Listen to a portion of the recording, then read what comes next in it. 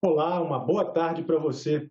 Devido ao agravamento da pandemia aqui no Distrito Federal, o Senado Notícias passa a ser temporariamente apresentado de maneira remota. Então, vamos às primeiras notícias. O Programa Nacional de Apoio a Micro e Pequenas Empresas pode se tornar permanente. É o PRONAMP, e um projeto de lei com esse objetivo está na pauta da sessão do Senado de hoje, marcada para as 4 da tarde. A pandemia da Covid-19 fez com que o nível de faturamento dos pequenos negócios no Brasil caísse 70% no ano passado. Políticas públicas emergenciais possibilitaram que micro e pequenos empresários pudessem pegar empréstimos com juros especiais e começassem a pagar somente 8 meses depois. Esses negócios foram se reerguendo e fecharam o ano com a geração de 293 mil novas vagas de emprego. No Senado está em debate um projeto de lei para tornar permanente o PRONAMP, que é o Programa Nacional de Apoio a Microempresas e Empresas de Pequeno Porte. Sempre foi um sonho para a minha pequena empresa ter acesso a crédito e o PRONAMP tornou isso possível. O retorno fiscal é a manutenção das empresas trabalhando, arrecadando e pagando seus impostos. Esse é o grande incentivo para que o programa seja viabilizado novamente e volte a transformar a economia brasileira. Em entrevista ao programa da TV Senado Assunto de Estado, o autor da proposta explicou que até agora o total de empréstimos concedidos a essas empresas foi de 37 bilhões de reais. O micro e pequeno empresário que gera 56% de todos os empregos formais do Brasil, 28% do PIB, né? É o setor que mais emprega. Entendeu? Ele vai ter esse programa ao longo da existência, para socorrer ele, para ele melhorar o seu negócio, para ele aumentar o faturamento, para ele sair do juro do cheque especial. Então, quando você tem um empréstimo com 36 meses de prazo para pagar, até 36, 8 meses de carência, Selic mais 1,25 ao ano, isso nunca teve na história do Brasil. Este economista diz que é importante a manutenção do programa durante a pandemia, mas ressalta que caso o PRONAMP se torne permanente, o orçamento público vai ficar comprometido. O PRONAMP foi um dos elementos mais importantes para a manutenção do nosso PIB, juntamente com o auxílio emergencial. E, a partir disso, eu acredito que, enquanto a vacinação não abrange uma grande parcela da população, ele deve ser mantido.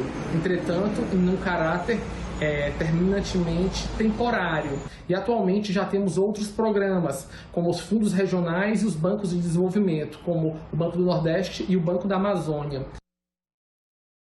E entre outros itens que estão na pauta do Senado hoje está o projeto que aumenta a margem de crédito consignado para aposentados e pensionistas.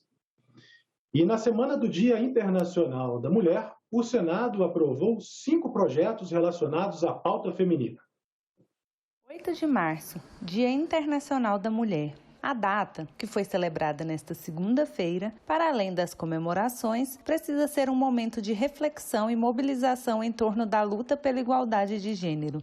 Essa busca começa dentro do próprio Senado, com a aprovação de projeto que garante a presença de uma representante da bancada feminina no Colégio de Líderes. A presente iniciativa se insere no processo que nós tanto debatemos de fortalecimento da atuação do movimento das mulheres no parlamento, com vistas à obtenção da igualdade de gêneros na política, movimento que vem se desenvolvendo em nosso país e em todo o mundo, a partir da adoção de diversas medidas inclusivas, como essa que nós estamos relatando. Tenham certeza que a liderança da bancada feminina será uma bancada e uma liderança atuante, porque o dom da liderança, senhor presidente, está presente no coração, na alma de todas as mulheres brasileiras representadas pelas senadoras desta Casa de Leis.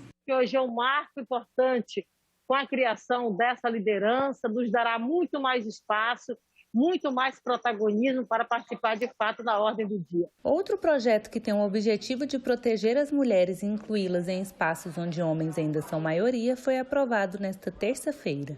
O texto estimula a participação feminina nas áreas de ciência, tecnologia, engenharia e matemática. Os senadores também aprovaram proposta que transforma em crime, com pena de até 3 anos, qualquer tipo de perseguição, incluindo a das redes sociais, prática também conhecida como stalking. Pesquisa do Stockholm Resource Center mostra que 76% das vítimas de feminicídio foram perseguidas por seus parceiros e 54% reportaram à polícia estarem sendo stalkeadas antes de serem assassinadas. Preciso reprimir a violência contra a mulher, em sua escala inaugural, quando iniciada a perseguição. Então, normalmente, esse é um crime que não se dá uma vez, de maneira recorrente, e que faz com que as mulheres se sintam cada vez mais desprotegidas. Todas nós, somos vítimas potenciais de uma sociedade que precisa evoluir muito em relação ao papel e ao tratamento das mulheres no nosso país. Então, a tipificação do crime de perseguição, ele pode significar, senhor presidente, a vida ou a morte de muitas mulheres que têm a infelicidade, muitas vezes, de se relacionar com companheiros covardes e abusivos, e a gente sabe que isso é real. Nós somos poucas, mas valemos por muitos, e por muitas que não estão aqui conosco no Senado. E na sessão de ontem, senadores do PT e do PDT repercutiram o julgamento do Supremo Tribunal Federal sobre a suspeição do ex-juiz Sérgio Moro em relação a processos relacionados ao ex-presidente Lula. Nós entendemos que essa decisão significa já uma demonstração clara de que o devido processo legal não foi respeitado nos processos contra o presidente Lula, que ele foi vítima de uma grave perseguição política, o chamado lawfare, a utilização das leis, da legislação para promover atos de perseguição política, ações persecutórias do ponto de vista da política partidária. Quem vai reparar a vida de uma pessoa que perdeu irmão, que perdeu esposa, que perdeu neto e que perdeu 580 dias da sua vida num processo em que se julga neste momento a parcialidade do ex-ministro da Justiça, agora empresário,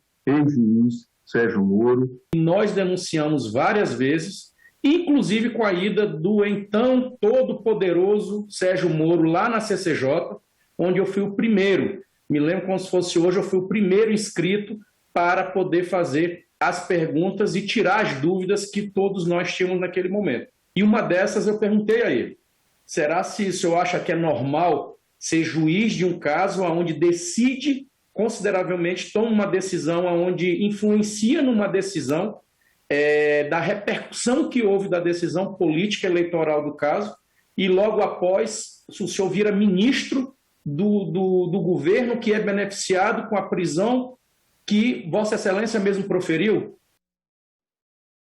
Mais de 30 vetos presidenciais devem ser analisados na próxima sessão do Congresso Nacional. Os vetos precisam ser apreciados para que o Orçamento Geral da União de 2021 seja votado. O veto mais antigo na pauta é de 2019. O pacote anticrime pune com mais rigor diversos tipos de crimes e aumenta a pena máxima no país de 30 para 40 anos. Um dos artigos vetados triplicava a pena para crimes na internet de injúria, calúnia e difamação. O segundo veto mais antigo e talvez o mais polêmico é sobre o artigo do Marco Legal do Saneamento Básico que permitia às estatais renovarem contratos por 30 anos sem licitação. Segundo senadores, essa condição era parte do acordo com o governo para que o projeto fosse aprovado. Esse veto foi um veto inconsequente desde quando houve acordo no Senado Federal, através do relator, o senador Tasso Gereissati, que o governo não vetaria, o governo não cumpriu a palavra. É necessário derrubar esse veto para fortalecer as empresas de recursos hídricos, de saneamento de vários estados brasileiros. Entre os vetos a serem analisados também estão auxílio emergencial à mulher provedora exclusiva da família, compensação financeira de R$50 mil para profissionais de saúde incapacitados para o trabalho por causa da Covid-19, extensão do auxílio emergencial a agricultores familiares que não receberam o benefício, auxílio emergencial para atletas, técnicos, árbitros e outros profissionais de esporte durante a pandemia. Os vetos à lei que permitiu ao Brasil aderir ao consórcio de vacinas COVAX Facility. Um dos pontos vetados exigia que a Anvisa concedesse em 5 dias a autorização temporária de uso das vacinas. O outro autorizava estados e municípios a vacinar no caso de omissão ou coordenação inadequada do Ministério da Saúde.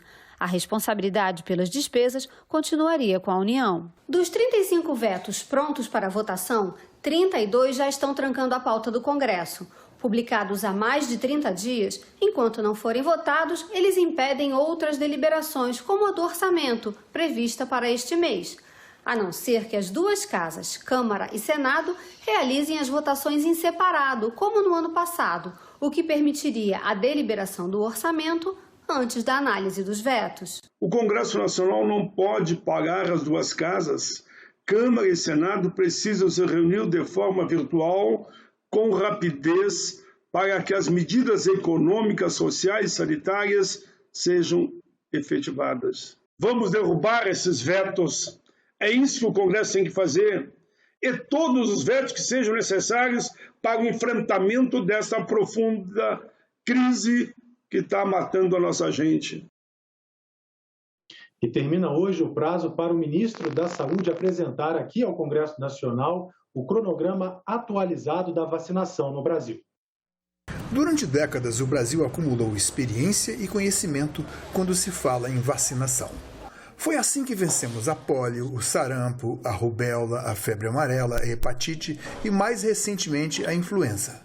Um desafio e tanto, considerados o tamanho do território e a população. O Brasil tem a maior capacidade de rede instalada para a vacinação. Posto de saúde da família, UBS, uma rede do Sistema Único de Saúde incomparável em quase todo mundo. Se tivéssemos vacina, já teríamos vacinado grande parte do povo brasileiro. Consequentemente, essas pessoas não estariam superlotando os hospitais ou as UTIs dos diversos estados do Brasil e vários municípios também. Aqui no Brasil, infelizmente, nós fizemos a aposta errada. O Ministério da Saúde apostou numa vacina única, a da AstraZeneca. E hoje nós temos várias vacinas funcionando no mundo. A da Pfizer, a da Moderna, a da Janssen, a Sputnik, a da Índia, a Coronavac. E quem está nos salvando? A aposta que São Paulo fez, que o Butantan fez na Coronavac.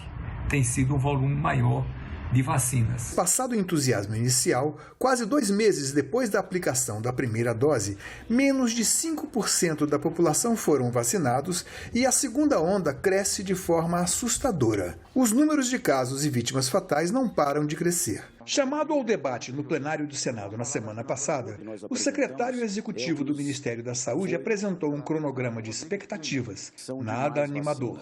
O que nós temos é aquilo que nos é oferecido quando nós vamos prospectar, vamos buscar contato com os laboratórios, e esse cronograma que nós apresentamos é o que nos foi disponibilizado. A velocidade de vacinação, eu concordo com o senhor, ela não está ainda o desejável, mas a quantidade de vacinas, ela está crescendo, a disponibilidade que nós poderemos passar para estados e municípios. Para o mês de março, foram projetadas 38 milhões de doses, sustentadas em 23,3 milhões da Coronavac, 3,8 milhões da AstraZeneca Oxford Fiocruz, 3 milhões do consórcio COVAX e 8 milhões de doses da Covaxin, prometidas pelo laboratório indiano Bharat BioNTech. Como os dados deixaram muitas dúvidas, o presidente do Senado, Rodrigo Pacheco, juntamente com o presidente da Câmara dos Deputados, Arthur Lira, solicitou ao ministro da Saúde que informe no prazo de 24 horas se o cronograma de vacinação apresentado aos senadores no dia 4 de março está mantido, caso tenham havido modificações, qual seria o novo calendário, quais seriam os obstáculos que impediriam a manutenção das datas previstas, quais os cronogramas de produção da Fiocruz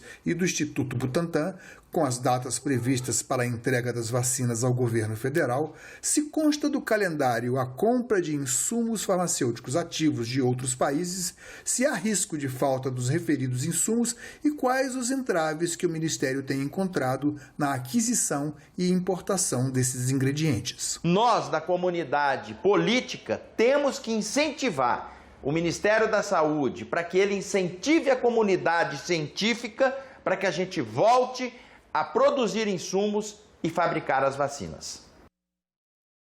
E hoje à tarde, o presidente da República, Jair Bolsonaro, deve sancionar projetos de lei aprovados recentemente no Congresso que ampliam a capacidade de aquisição de vacinas.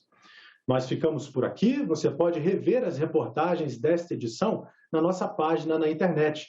Acesse senado.leg.br/tv. Muito obrigado pela sua companhia e até a próxima.